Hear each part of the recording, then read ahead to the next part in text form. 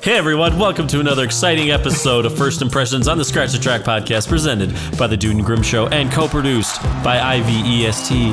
I am the Dude. And I am Grimm. And for the second time today, we are going to be giving our first impressions of Sympathy For Life by Parquet Courts. The long-awaited follow-up to one of my favorites, Wide Awake. Yeah, I mean, and for those of you who are maybe new to this channel, we have actually done a full review scratch of the Wide Awake album, so you'll just have to scroll through or do a little search or something, but you'll find it, and it's good. It's real good. Oh, it's pretty much the reason why people keep coming back. I can't wait to do a full scratch of this one. Not ready yet, it's gonna be, but it's gonna happen. It's going to happen. And since we're talking about checking out previous stuff, what would really help is if you go ahead and give us a please do. And comment below. Because you'll just get a nice friendly reminder. We'll pop up in your feed and you'll see all the other cool stuff that we're talking about. But so this album came out, I guess by the time this episode airs, it'll probably have been out for about a week now. Almost. And I've listened to it, I think maybe twice all the way through. Yep. And I'll tell you what, man, first couple songs, I was like, yeah, this is really good, man. I love the new direction. I mean, that was just right off the bat. It hit me for sure. Yeah, it's funny. I mean, even reading some of what they said about it, Austin Brown said he didn't want to make another rock record, but there's still some rock songs on here. Which I think is cool, but there's also a lot of things that were even because I felt like Wide Awake was quite a departure from what they had done in the past. And I think the comment with that record was they wanted like kind of a punk record that like people could dance to. And this to me is in a similar trajectory, but by no means like the same album redone. Sure. And I think that's the thing I believe Austin Brown said was after their Wide Awake tour, he was like, he just felt like really sort of disillusioned with where music, was at. And he was just kind of bored with sort of the state of rock and indie music. And he really got into dance music.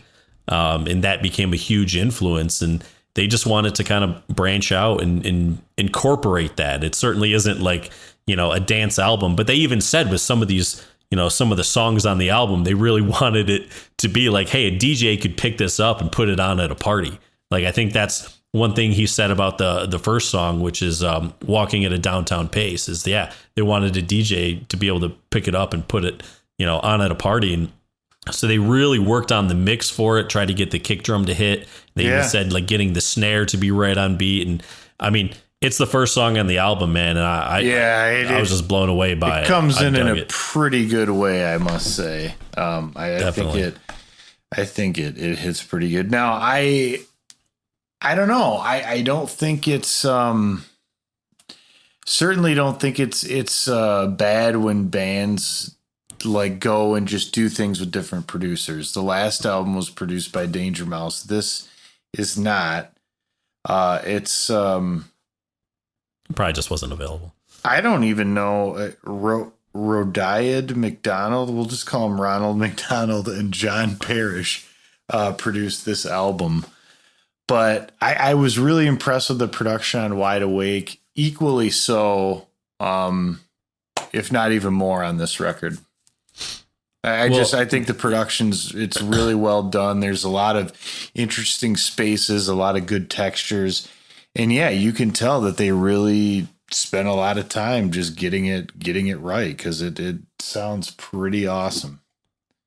Yeah, and they talked about they went up into like the Catskill Mountains in upstate New York and recorded there. And I think they actually worked and recorded with initially, I want to say it was a bunch of sort of different producers and people, and then they just kind of settled on those guys.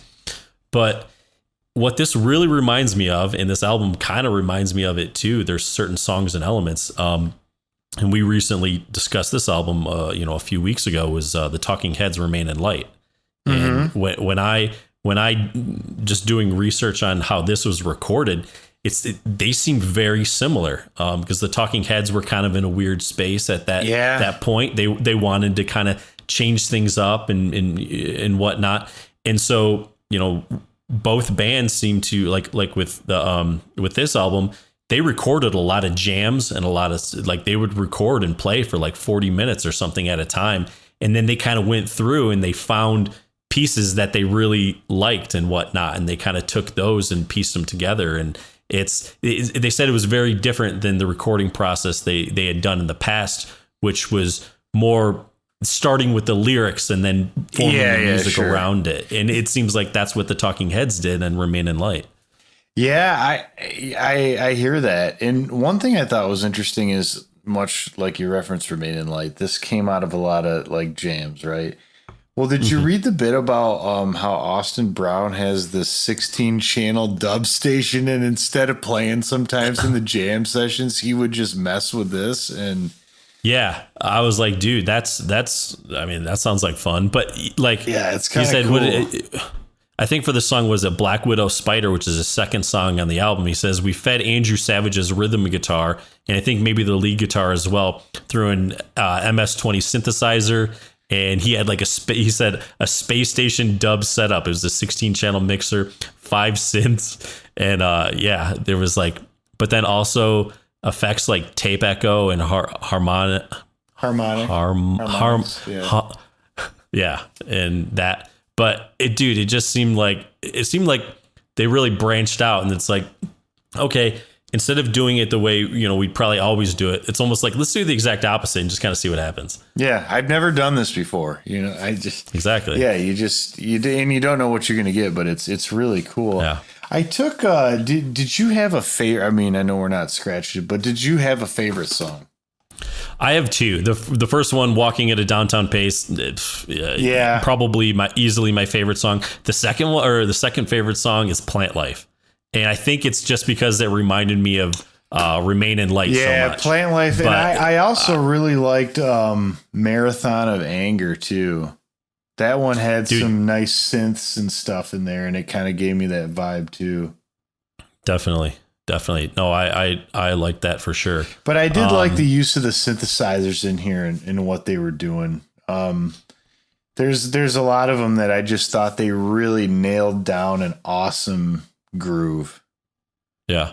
And I also how there were a couple songs he talked about in some things. He took like a bit of a solo or a bit of something from a track on Sunbathing Animal, which was one of their older albums, and would like splice in these little samples.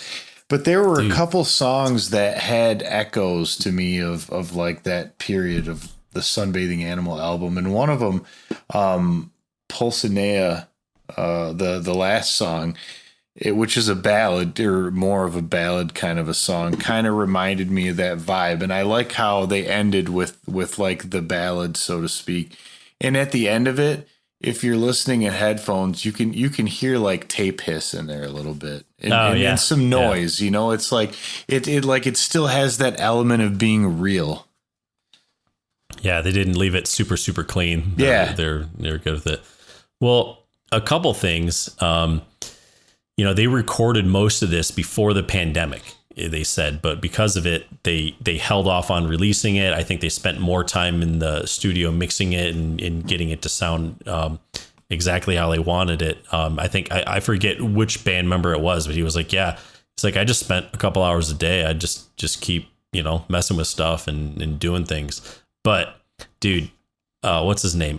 Savage. Is it Andrew Savage? Yeah. I want to say, yeah, Andrew Savage. Dude, did you read about his songwriting contributions? Are we talking what they were about influenced by? The Gym? Yeah. Yeah, that's something. Like, I mean, so basically he was influenced. He was taking acid and going to the gym, and somehow that influenced his songwriting.